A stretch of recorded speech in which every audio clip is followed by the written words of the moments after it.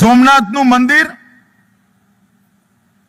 Sardar Patel, KM Munshi, જામ સાહેબ અને આપણા પહેલા રાષ્ટ્રપતિ રાજેન્દ્ર પ્રસાદ જેવા મહાનુભાવોએ સંકલ્પ કરી પુનઃનિર્માણ કર્યું હતું.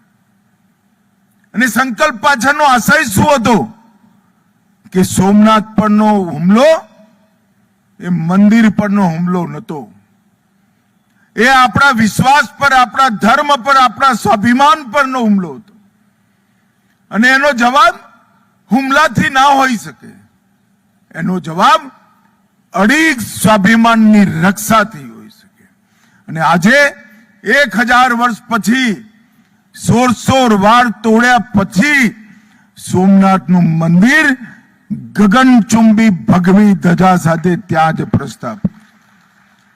અને ભવ્ય સોમનાથનો કોરિડોર નરેન્દ્ર મોદીજીના નેતૃત્વમાં ત્યાં બની રહ્યો છે. અને પૂરી દુનિયાને સંદેશ છે કે સનાતન ધર્મ, ભારતીય સંસ્કૃતિ અને ભારતના લોકોની આસ્થા એને મિટાવી એટલી સહેલી નથી.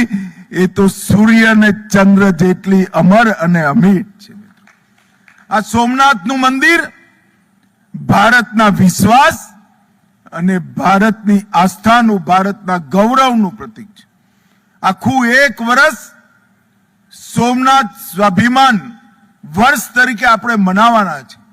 અનેક કાર્યક્રમો થવાના છે. ભારત